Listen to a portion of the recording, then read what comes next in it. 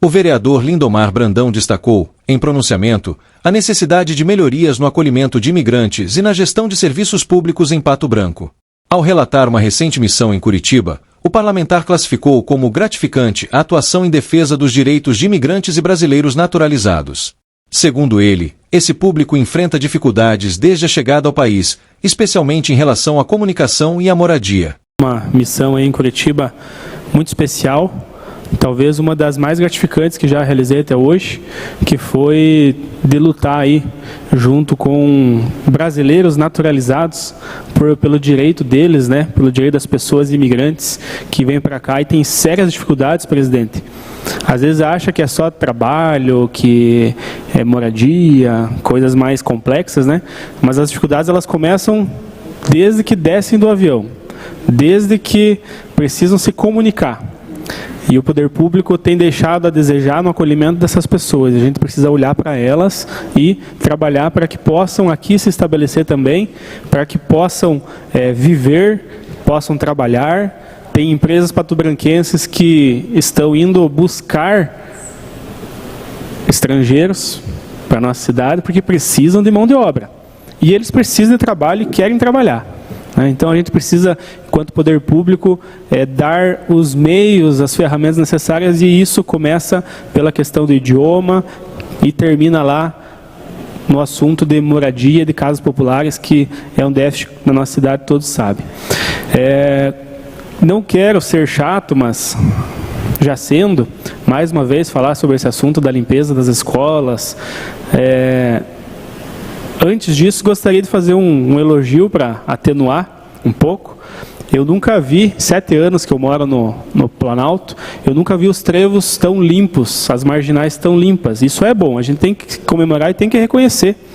Alguns empresários me cobravam no passado a limpeza lá entre a BR e as marginais, porque isso atrapalha até o comércio, né? Quem passa na BR acaba não vendo a empresa. Então isso é um fator a ser reconhecido, né? Que tem sido realizada a manutenção e está ficando bem legal. E que continue assim.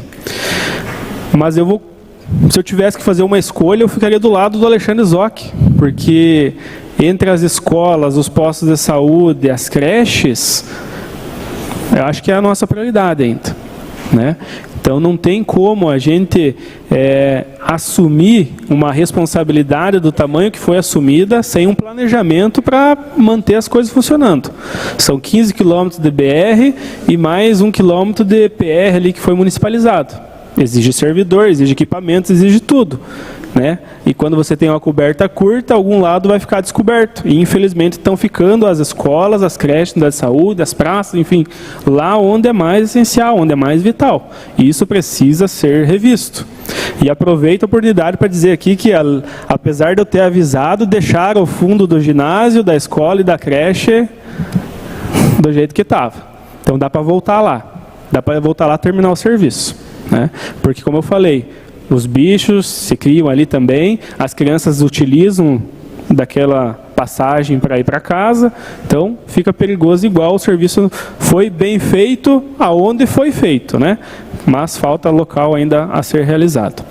E com relação ao presidente também, a coleta de lixo, chegou hoje um depoimento aí que o reciclável não passa, daí quando passa o orgânico o pessoal está levando junto. Aí o que adianta fazer post bonito lá no perfil do Instagram da prefeitura? Usar patinhos, usar frases, títulos bonitos, se na prática lá não serve de bolhufas, né? Primeiro tem que fazer a coleta.